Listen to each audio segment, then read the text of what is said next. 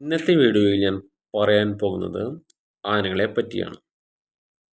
കരയിലെ ഏറ്റവും വലിയ സസ്തനി ജീവിയാണ് ആനകൾ. 3 വംശങ്ങളിൽപ്പെട്ട ആനകളാണ് ഉള്ളത്. 1 ആഫ്രിക്കൻ ബുഷ് ആന, 2 ആഫ്രിക്കൻ കാട്ടാന, 3 ഏഷ്യൻ ആനയുടെ ഉപവിഭാഗമായ ഇന്ത്യൻ ആനകൾ. ആന ഒരു കാട്ടുമൃഗം തന്നെയാണ്. നമ്മുടെ നാട്ടിൽ ആനകളെ ഭയപ്പെടുത്തി മെരുക്കി നിർത്തുന്നു എന്ന് മാത്രമേ ഉള്ളൂ. പ്രൊബോസിഡേ വർഗത്തിൽപ്പെട്ടവരാണ് ആനകൾ. ആഫ്രിക്കൻ ബുഷ് ആന, ആഫ്രിക്കൻ കാട്ടാന എന്നിവ വംശനാശ ഭീഷണി നേരിടുന്നവരാണ്. കലാപരമായ കാര്യങ്ങൾക്കും മറ്റുമായി അവയുടെ കൊമ്പുകൾ വേണ്ടി ആഫ്രിക്കൻ രാജ്യത്ത് ജനങ്ങൾ ആനയെ വേട്ടയാടുന്നു.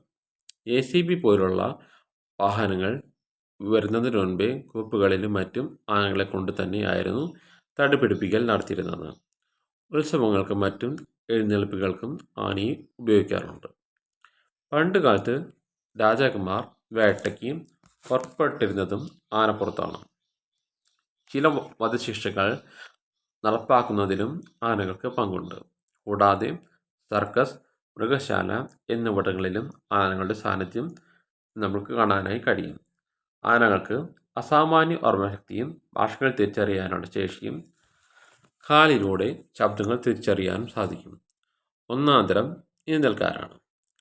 തുമ്പിക്കൈ ഇല്ലാതെ ആനയ്ക്ക് ജീവിക്കാൻ കഴിയില്ല.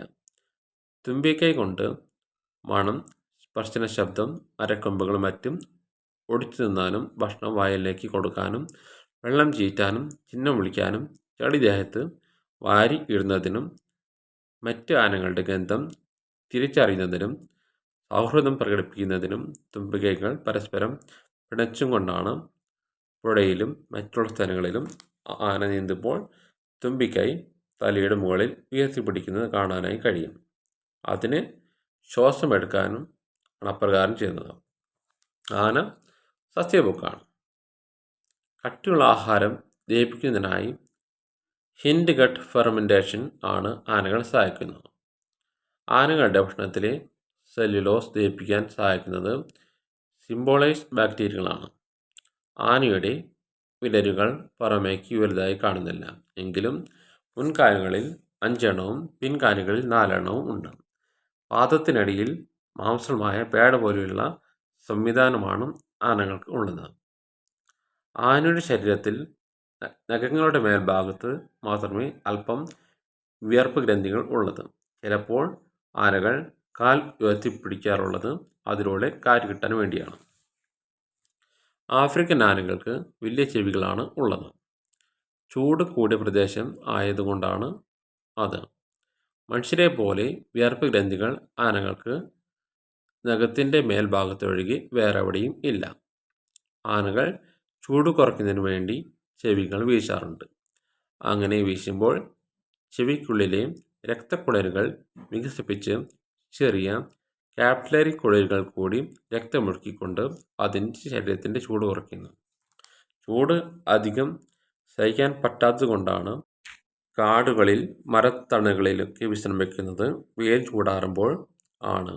പുലർച്ചെ, രാവിലെ, സന്ധ്യാസമയങ്ങളിലും അവ തീറ്റ തേടി ഇറങ്ങാറുള്ളത്. മുൻകാലും പിൻകാലും ഉയർത്തിപ്പിടിച്ചാണ് ആനയുടെ നടപ്പ്. അല്പം ആടിയുലഞ്ഞത് പോലെയാണ്.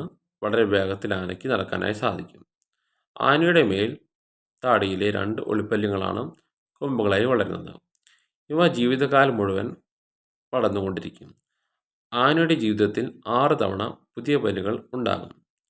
ആനയുടെ കുറ്റിപ്പല്ലുകൾ വളർന്നു വരുന്നത് വായുടെ പിറകുഭാഗത്ത് നിന്നും മോണിൽ നിന്നും വളർന്നു വന്ന് തള്ളി നീക്കി പുറത്തായി വരുന്നു. ഉറപ്പുള്ള ഭക്ഷണം ചവയ്ക്കാനായിട്ടാണ് കുറ്റിപ്പല്ലുകൾ ഉള്ളത്. ആനകൾക്ക് കുറ്റിപ്പല്ലുകൾ വാർദ്ധക്യത്തിൽ ഇല്ലാതാകുമ്പോൾ പട്ടിണി കിടന്നാണ് സ്വാഭാവിക അന്ത്യം സംഭവിക്കുന്നത്. ഇന്നത്തെ വീഡിയോ ഇവിടെ നിർത്തുന്നു.